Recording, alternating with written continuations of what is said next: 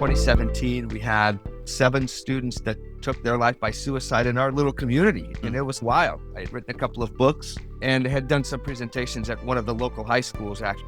But that principal, whom I consider to be a real innovator, just a real gutsy guy, but he had lost 2 students to suicide. He came to me and said, "Hey, man, I feel like everything I have at my disposal at my school is just reactive stuff. It's almost as if I'm like a fire extinguisher on the wall, right? Like I'm just literally passively waiting for a crisis to happen, right? And then I'm going to break the glass and intervene and basically try to put everything together and try to make a situation better." And so he and I started this process of brainstorming, what can we do, right? To be a little bit more proactive, truly preventative, right?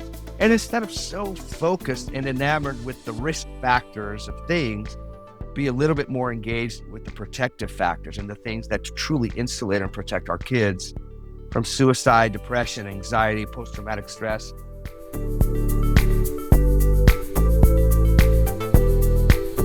If your school is searching for a proactive solution to student anxiety, depression, and suicide, I ask that you share this episode with them.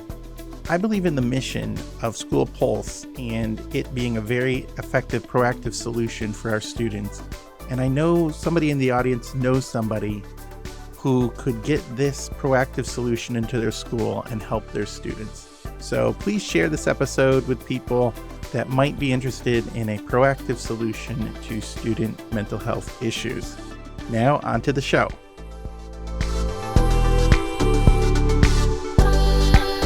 Hello and welcome back to the Scaling Therapy Practice. I'm your host, James Marland. This is the show where we help mission-driven leaders launch life-changing online courses and products to increase their income flow.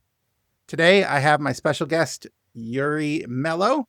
He is from SchoolPulse, and he also has a private practice in Utah, and he's been there 20 years, right?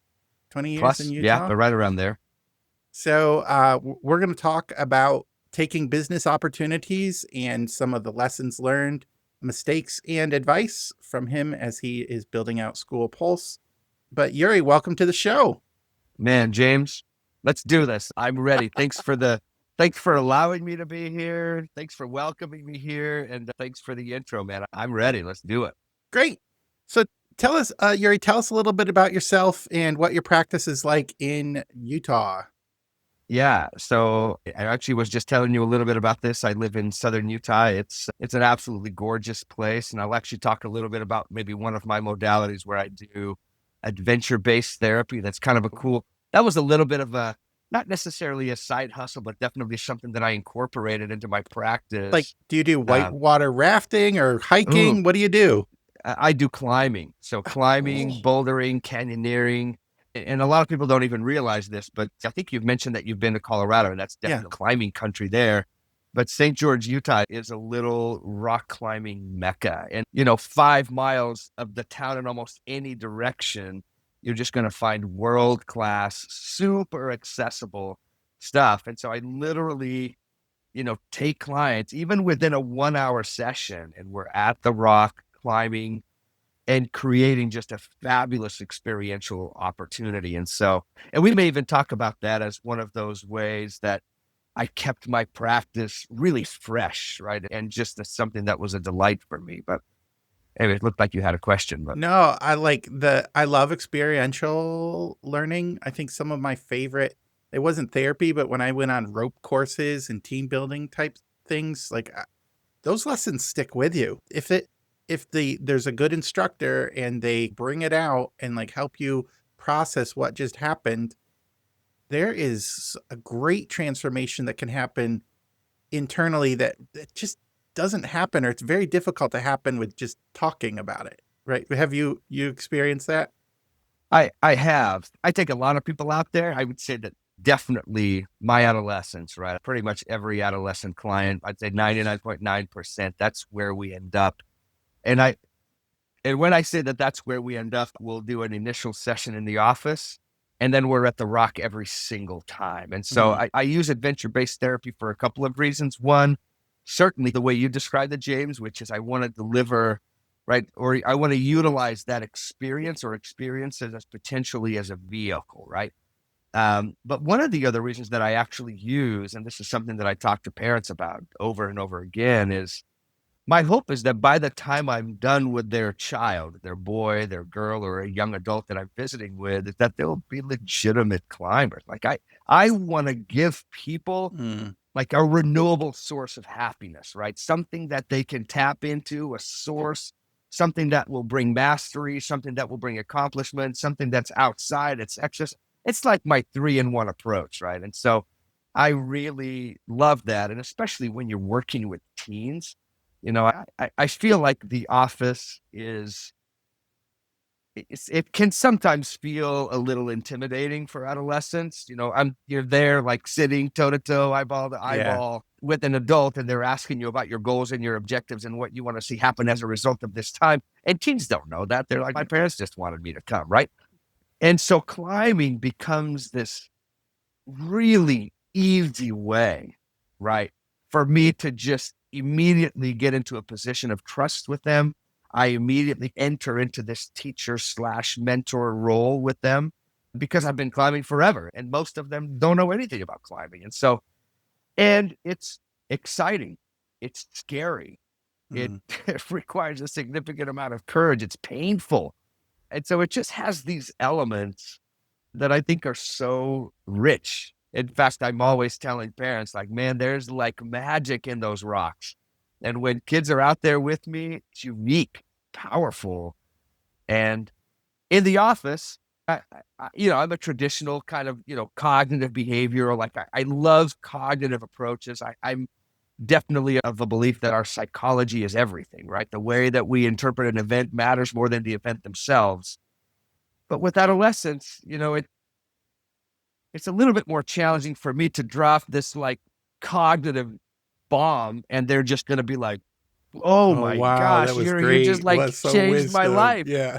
And with them, I really just have to provide an emotionally awesome experience. And then those kids will want to just come back and therapy becomes less of, I got to go to therapy. And it's, man, I'm going to therapy or I'm going to Hmm. go climb with Iuri, right? So they almost reframe what it is, right? It's interesting. So Yeah. it's Great. a fun part. That is, I didn't, before you started talking about the experiential and the rock climbing, I didn't know you did that. It was very, Yeah. very interesting and such a unique way to, break down the barriers, but also I love the renewable source of happiness. Yeah. That I'm going to try to keep that phrase because a lot of the things we do, like buying or eating or watching TV, that's like a limited source of happiness. That's Yeah. something that you have to keep reapplying and you need more and more and more of it. But what if you could have this renewable source of happiness? Just tap into it. That's brilliant. So what some of what you were saying connected us to a little bit of the topic that we were talking about when we were doing the pre-show is doing, you do therapy and you have a running practice, but also you have other business opportunities and you've, tapped into them and reached into them. And I was sort of equating, you know what? The dude who likes to climb rocks and do difficult, hard things, it's no wonder he's tried to start another business or expand his business with another offering. So there just seem to be some parallels there. So I wanted to talk about some of the challenges, opportunities, and lessons you've learned by running a therapy practice, but also having other business opportunities that you're interested in that also bring in income flow to your practice or to yourself. Yeah. So Yeah. Yes. what else do you do? Yeah. So about 7 years ago, myself and a good friend of mine, we founded a company called SchoolPulse. And there is a little bit of a genesis story to that. And I'll try Yeah, to be do it. somewhat brief. I Yeah, think yeah. you've now caught on. Oh my gosh, this guy is pretty verbose. About 7 years ago, in this idyllic place that we live in, it really is. If you ever have the chance to visit here, it'd be worth your time, James. But man, we had like in 2017, we had about 7 students that took their life by suicide in our little community. And Mm. it was wild. In fact, I think even throughout the state of Utah, there was just a jump, I think in 2016 and 2017 But by then I had written a couple of books, which is another one of those streams. I had written a couple of books and had done some presentations at one of the local high schools. Actually, two of my girls were going to that. I've got 5 kids. But that principal, whom I consider to be a real innovator, just a real gutsy guy, but he had lost 2 students to suicide. And in his mind, it goes like they were not on his radar. They were just amazing kids.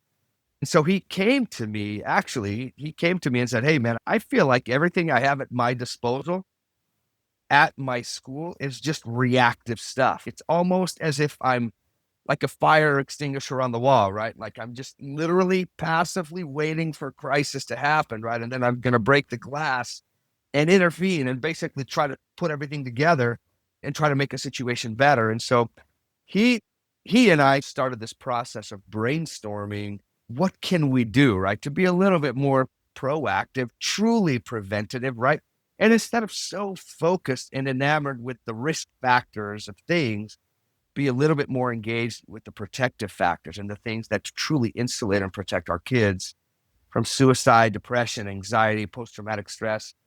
And I say that cautiously. Like you, I'm a bit of a social scientist. And so I realize that we can't fully stop those things, right? There are so many factors, right?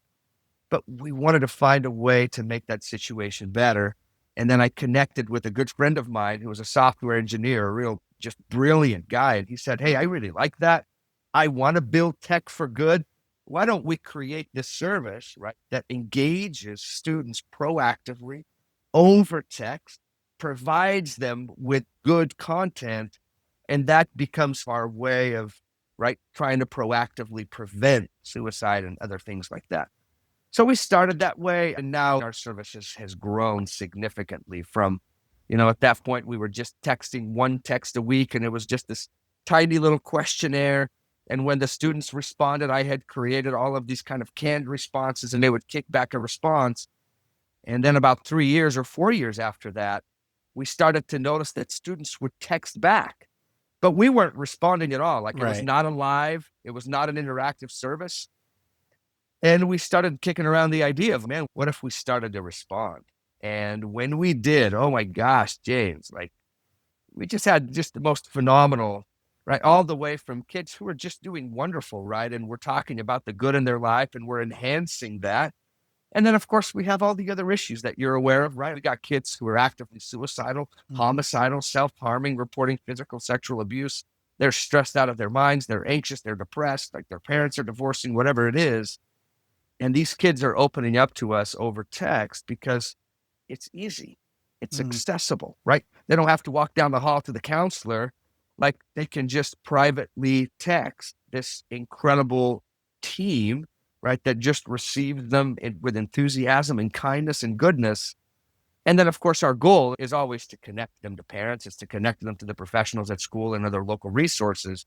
But meanwhile, we just have this brilliant service that every Tuesday and Friday taps them on the shoulder. Like we deliver now, we've created the most comprehensive mental health resource for teens in the country. We've created tons of videos that are relevant to them and not cringy. And we deliver those to them every Tuesday. On Friday, more inspirational content. And once again, our goal is really to stay on that protective factor, student success. Let's provide these students with mental excellence, with the kind of mental fitness, right, that will help them to succeed academically. Obviously, the school is our customer, right? You have to promote student success. We have to promote academic success, but we're also doing what we can to promote some safety, right, and to prevent student suicide. But by coming at it really from the philosophical approach of positive psychology, growth mindset strategies, and other cognitive behavior strategies, which are really the golden standard. It sounds like you reduced the barrier for getting help. Like going to Yeah. your counselor's, going to a counselor's room or talking to somebody when you're scared or confused it's a big barrier, especially if you don't have a relationship with them. Yeah. But teens text all the time. Like it is like breathing. Like I saw my son, he's 21 now, but when he had a phone, there was like thousands of texts. I'm like, what are you doing? Like, who are you texting so much to? It's just, what they do. And I would have like 20, and 18 of them would be to my wife. Like, yes, I Yeah, will get the milk. So yeah, that sounds like an awesome product. Can I ask some questions about it of just to course. know Let's more? hit it. If a student says, I'm struggling with this, do you have a resource on it, like a video or something? Will it send them a link or to a page that they can read about? Absolutely. So that's part of all of this content that I've created, and I'll share those links with you, James. Sure. You're welcome to share them with your listeners, and they're free. Like, you don't have to put in emails or anything. Like, Hmm. you can go see all of our resources. You can see all of our videos. But over the years, as we've listened to these students, as we've listened to their questions, I've created, these short videos, anywhere between about 5 to 7, sometimes 8-minute Sure. videos that are based on those questions. And so our team knows those videos in and out. And as they're talking to a student, right, they will offer that. Hey, it sounds like this has been a challenge for you. I have a video for that. Would you be willing to Hmm. watch it? Right. And we have a link right on our inbox, right, that allows them to drop that video right over text. It's genius. I'm telling Yeah. you. And the kid just hits it, and the video is And they get available. it. Once Yeah. again, they can view it privately. They can view it later. They can repeat view it. But it's definitely, the engagement is the most critical part, right? Obviously, I tell my team, my positive interaction team, that's the name of our pit crews, what we call it, um, is the key there is really the relationship, right? Is you want to make sure that when they come, that you greet them with enthusiasm. You meet them where they're at, you match where they are, you ask questions, you seek to understand. And then at the very end, hey, I have a suggestion, or I have a couple of ideas. Would you be willing to hear? Or can I share something with you? And that's like the bottom, right? Between all of these other steps that have to happen before that happens. And Mm. so it's all about helping them to feel welcome, in part because this is a resource that's going to continue to, like, James, if you can imagine, man, we have students that have been receiving our weekly texts for years, like 2 to Hmm. 3 to 4 years. Some ask for permission to continue, like, Hmm. as they graduate and go to college. Hey, is there a way for me to continue receiving? It's just awesome. We figured out a really cool little niche there, that really taps in a harmless, non-spammy kind of way. Of course, kids can opt out if they want. That's just one thing that we do. We have email campaigns and other tools that are for There's school, but that part is cool. there's lots of little nuts and bolts questions I probably have, like how do you deal with funding? How do you deal with HIPAA? How do you deal Yeah, with yep. crisis situations? That's the rapid fire version of like that. Do you have any, Ah, before we talk about like the business side, like what are some of the, those seems like significant milestones and problems to overcome. they, So, can you they talk are. about any of those topics? Oh yeah, about all of them. Specifically, like we do business with schools, and Mhm. so that can be all the way from us creating a contract for an individual school to a district. So I mean, Mm. we even have a state that's purchased our service. And this is secondary ages. Our niche is we go from about 6 to 12. Mhm. And we even have a state that's purchased our service and offered it for free for every one of their schools, for all of their Sure. secondary schools. Yeah. And so it's just awesome. And then there are also some grants that we've tapped into. United Way has provided some grants for us. There are other organizations that provide some grants as well, because they're trying to prevent student suicide, to create safety, and to increase the mental wellness of students. As far as HIPAA, like our service, it varies a little state by state, I have to say. Not necessarily with HIPAA, but with the student's ability. We have a lot of states, Pennsylvania, for example, like we can actually put these big kind of posters throughout the school that we send to the school, or they can print out, and they have just a little QR code, and kids just grab their phone Mhm. and they scan it and they're in, and there's no username, no password, and they immediately receive a text on their phone that just says, hey, welcome to School Pulse, how you doing today, right? And that's just the start, right? And that conversation is anonymous, meaning we don't know who that student is. We know which school they go to, right? Because each QR code Right. is It's linked to a connected to an school. individual Yeah. high school. So we know where they are, but that conversation is totally anonymous. Like, we truly don't know who they are And so when a student reveals or tells us, right, that they're actively suicidal, or that they're reporting that their wrestling coach is touching them Hmm. inappropriately, or that they're stressed about their academics, or that, they're abusing some substance or whatever it is, our goal, right, and this is why schools hire us, right, is to immediately multiply their ability to extend support to their students, right, and to put tools in their hands, right. So that's our goal: is we immediately greet the students, we provide support and then and continuing forward. And of course, we're dropping some of our content, our support, our videos, but always our goal is to do what we can to connect those students to their primary network, right? Which of course is parents or their guardians or whoever is managing that kid's life. And then the other one, right, is our tier two, or the next part is we do everything in our power to connect those students to those counselors Hmm. or administrators at the schools. And I'll tell you that I'd say about 85 to 90% of our interventions, right, when students are in active crisis, go through the school, meaning we're able to connect that student to the counselor, to an administrator, and then they connect with the parents, of course, and involve them in that prospect. So that's where we have been more successful. And we're a proven suicide prevention program, Yeah. probably had over 100,000 users. And to the best of our knowledge, and I say this knocking on wood, and with the understanding that we won't be able to stop all of them, but we haven't lost a student. Remarkable. Like, Yeah. and we're talking like thousands of students who have come to us in a matrix of just complexity, right? And we're just honored. Like, we're Great. we're honored to join Yeah. schools, parents, etc. It's powerful. Wow. What a needed service, and just offering the support not as a reaction but as a Yeah. proactive thing is great. And also, making it easy and anonymous, and then connecting people. There's a lot of things you've had to think through Oh to yeah. get there. I wanted to spend a few minutes talking about some of maybe the lessons learned or the problems that you had to come through. Maybe it was a resource problem, a mindset problem, a who not how type of problem that you overcame. What's if somebody's thinking about starting something that isn't exactly therapy, but it's also tied to their mission, and like, where can I show up in the world? What are some of the lessons you've learned along the way?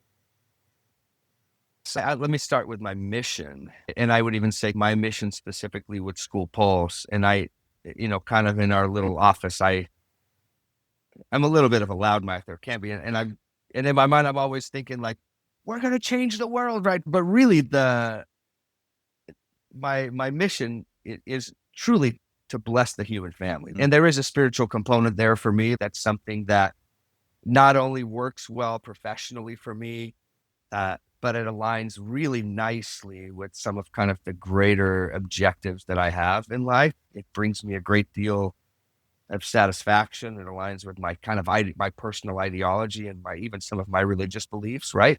Mm-hmm. I would say, going back to one of your challenges, um, number one, it's a double-edged sword. I feel like there are definitely some benefits to starting a side hustle, or Mm. like you said, to take an opportunity and run Business with it a little bit. opportunity. Like you Yeah. just see it like it's there, and you're like, I'm going to go for it, which is what happened here, right? And I've invested now 7 going into 8 years of I'll just be super honest, of tumultuous times, man, tumultuous times.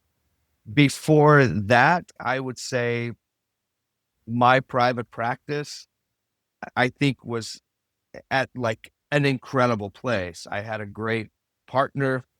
I think I shared with you the highest rated therapist locally, like highest rated, like things were just going well. I would like never spent a cent like on advertising or Mm. anything, because I was fortunate enough to do good work. I knew good people, and I severely cut that off, right? Over time, and actually for a small portion of time, I actually almost completely did it and then came back, which was difficult too. Now I find myself running this half and half business. So I was telling James, from about, 7 a.m. or 7:30 a.m. to about 12 or 12:30, I run my School Pulse business, right? Where I'm still the psychology behind the project, but in all honesty, I'm running the company. I'm the CEO slash psychology slash content slash trainer of our pit crew. I manage about 6 interns. It's madness. It's overwhelming.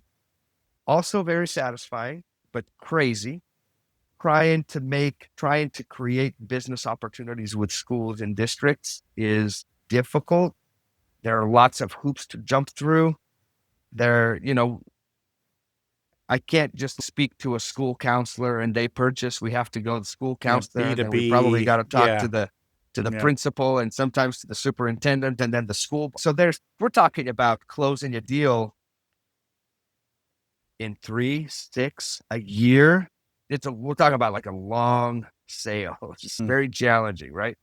So it's And you got to really deal with hard. state and local budgets. Oh Yep. my Oh gosh. yeah. I hear And, horror and from stories. year to year, Yeah. right? And Yes. so we feel very fortunate. Uh, in total transparency, this will be the first year that we will make money. Mm. Right? This is the first year where we will actually be able to be in the black, right? Where we're not just burning through cash. And there is an incredible amount of stress that comes, right? We're trying to create and build an opportunity like this.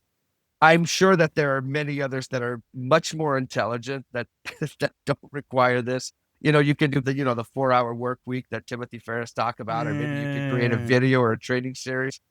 But on the other half of my day, I still do my private practice. And fortunately for me, uh, being with people, meeting with people, it just creates a spark. It's energizing.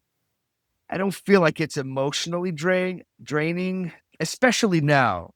I think I don't take insurance, private pay.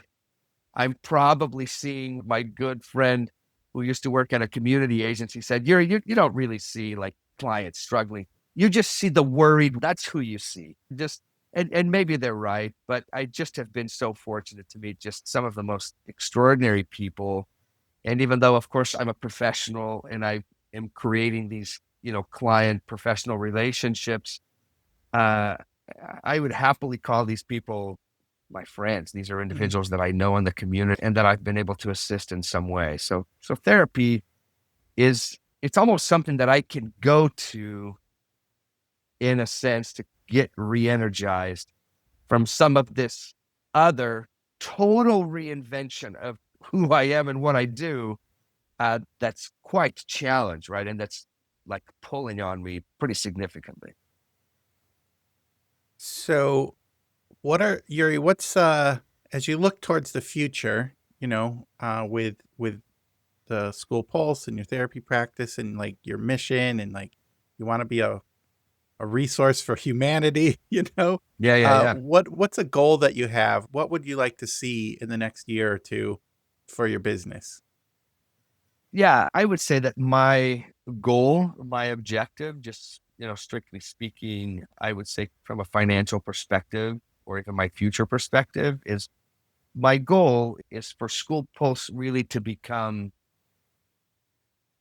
like my main source of income. My Mhm. hope is that can become, in a sense, my retirement opportunity, right? I Mhm. can create a business.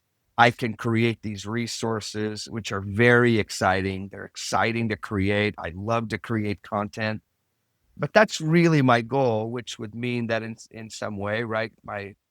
Is that I wouldn't necessarily feel the need to bolster my income by doing individual therapy, even though I Mhm. probably would continue to do some in somewhere, in some form or another. Whether paid But or that's free, my you goal. you Yeah. can't remove the therapist from the whatever. You can't remove the Yeah, yeah, therapy yeah, from the therapist or whatever. yeah. Yeah. And so I can probably see myself doing that in one way or another, but that's really my goal is and my hope. Mhm. And what I'm working for is for that really to become this recurring form of income for me that then provides me with a little bit of increased financial stability and some financial freedom is Just off the speaking like top of my business head, terms. how many schools or clients would that take? Are you like 10 away, 5 away, 100 Oh, away? no, no. We're quite inexpensive. Yeah. We're probably in about, counting our state deal, we're in about 300 plus schools Okay. and working really hard to make sure that every expenditure is managed and so that we're not just burning useless money, but only using this So exactly what's necessary. So you see the we're path to still quite a reach bit of that. ways. Yeah. Yeah. Yeah. Okay. Great.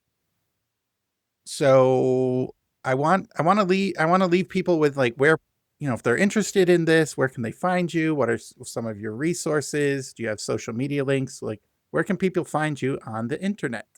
Yeah. So the easiest way is you can go to schoolpulse.org. So if you're a professional or a school counselor or an administrator, honestly, it's like the easiest win. It's just a fabulous service, but that you can find me there. You can email me there. You can also email me directly at Iuri@schoolpulse.org. And my name is spelled Iuri. It's a little bit of a challenging name, but the best way to get a hold of me. And like I said, I'll share, we've put together the most comprehensive mental resource page for teens. Truly, like in America. And I know that's so cliche, right? Oh my gosh, like really, Yuri, it's the best. And honestly, like nothing even comes close. Like, and I'll share that with you, and you're welcome to share it with your listeners. Great. All of our videos are specifically engineered or created for adolescents addressing their issues. We send those videos to thousands and thousands of parents throughout the country. And so, parents, you're welcome to utilize those, whether it's addressing your kid who is just afraid to speak in public, or they want to become a better test taker, or they want to become a better athlete, or they want to become a better student, or they're struggling with sadness or depression or loneliness or with their friends. And we've just created all of these really cool resources, hopefully so that you can find some value and share them with your own kids or watch them with your own kids. We work really hard to create things that are relevant to them, and a tool, a potential tool for parents, who are looking to parent their own kiddos. So, and I'll share those with you, and you can share them with your listeners if you wish. Um, yeah, including a couple of Do you links work to with my books. Those were really fun to write as well. Yeah, I'll definitely put all that in there. What if before I end, like what if there's a parent who knows somebody who knows somebody? How can they, they're like, "Oh, this is great. Our school needs this." And there's sad to say, there's crises all, Sure. people take action when there's like this big problem. They wish they would have taken it 5 years ago, but they can still do it now. Like you can still help people now. Like if somebody knows somebody or knows somebody who knows somebody and they want to get in touch with you, is that your email the best way, or Yeah. what? Do you have like a form, or like, You just how do you email me directly. advocate for this program? That's what I'm Oh, trying to say. oh, for sure. You can certainly you can get to me through the website, but you can go to me directly. And we do. We have a lot of people, right? Sometimes our program arrives at a school from the top down, and sometimes it comes Yeah. from more Like a grassroots, like a PTA or some sort of PTA. Yep. parent organization Yep. that's like, we got a crisis, we're just reacting. Let's be proactive. Yeah. Yeah. Okay. Yeah. Great. And the evidence is so good. Like it works. It isn't just Pollyanna mission of, let's just give them good. The evidence actually backs that up, right? And so Hmm. we're really grounded on evidence-based practices, and the stuff that we're sharing. Parents want to be aware of what their kids are watching and doing and seeing. And that's why we have these email campaigns that go out to every parent when a school opts in, because we want them to see. We invite them, in fact, Oh, to there's participate in our education for the texting parents service too. too. Yeah. Yeah. So That's there's a lot of great. Cause parents there's a involved. lot that goes on that is it happens so fast. And so like, by the time you catch up with it as a parent, it's like either over or things have happened. So yeah, awesome. Yeah. Okay, Yuri, thanks so much for being on the show. I really appreciated your conversation, but also your heart and mission, and your mission to make the life better for humans, and also that the renewable joy, your renewable source Yeah. of happiness is something that's I'm going to take with me for a while. So thanks so much for being on the show. Absolutely. What a pleasure. All right, listeners, you heard it. There are things you can do. I'm challenging you to, like, if you know somebody who knows somebody, give them Yuri's email. and send them to SchoolPulse, because this is a resource, or something like it should be in every school. Like, there's no reason not to have it. So get in touch with Iuri and do what you can with what you have. All right, so it's now time to go put your mission in motion. We'll see you next time.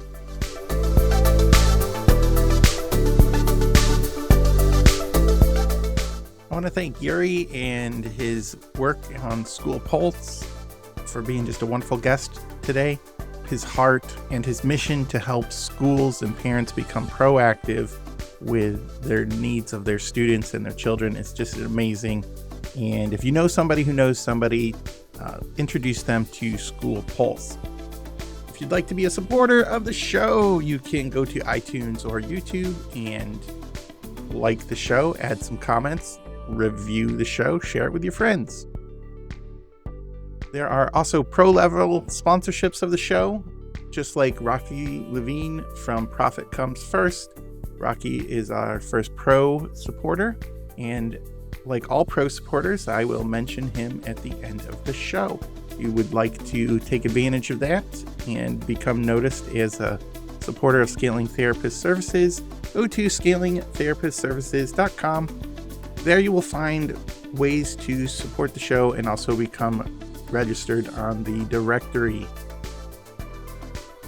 Thank you so much for listening. We'll see you next time.